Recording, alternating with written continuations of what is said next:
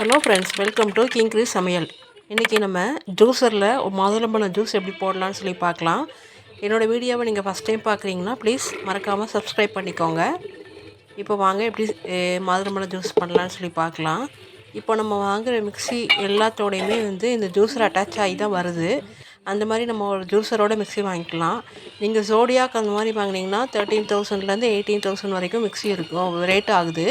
ஆனால் இந்த மாதிரி நம்ம ஜூஸர் மட்டும் நமக்கு வேணும்னா நீங்கள் ஒரு 4,000லேருந்து 4,500க்குள்ளே நீங்கள் அழகாக பர்ச்சேஸ் பண்ணிக்கலாம்.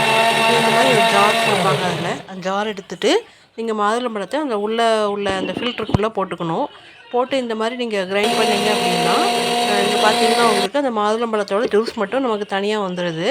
அழகாக கலெக்ட் ஆயிரும். நீங்கள் இதில் சர்க்கரை வேணும் அப்படின்னா நீங்கள் சர்க்கரை ஆட் பண்ணிக்கலாம். இதில் பாருங்கள், இந்த சர்க்கரை மட்டும் அழகாக கலெக்ட் ஆகி வந்துடுது. இல்லைனா நம்ம ஃபில்டர் போட்டு ஃபில்டர் பண்ணிகிட்டு இருக்கணும்.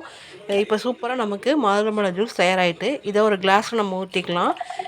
இது கூட நீங்கள் இப்போ அரை டம்ளர் மாதுளம்பழ ஜூஸ் அப்படின்னா அரை டம்ளர் பாலும் சேர்த்துக்கலாம். சேர்த்து நம்ம குடிக்கும்போது நமக்கு ஆரோக்கியமாகவும் இருக்கும், நமக்கு நல்லா டேஸ்ட்டாகவும் இருக்கும். பாருங்கள் எவ்வளோ அழகாக சூப்பராக நிமிஷத்தில் ஜூஸ் ரெடி ஆகிட்டுன்னு பாருங்கள். இது கூட நம்ம பால் மிக்ஸ் பண்ணிக்கலாம். சுகர் வேண்டாம், நேச்சுரல் சுகரே போதும் அப்படின்னா நீங்கள் சுகர் அவாய்ட் பண்ணிக்கலாம்.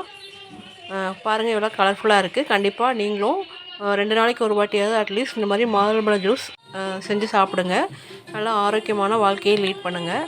இப்போ இது கூட நீங்கள் பாதாம் பருப்பு, முந்திரி பருப்பு கூட நீங்கள் ஆட் பண்ணிக்கலாம். ஆட் பண்ணிட்டு நீங்கள் குடிக்கும்போது உங்களுக்கு ஒரு ரெஃப்ரெஷ்மெண்ட்டாகவும் இருக்கும், நல்லாயிருக்கும். தேங்க்யூ.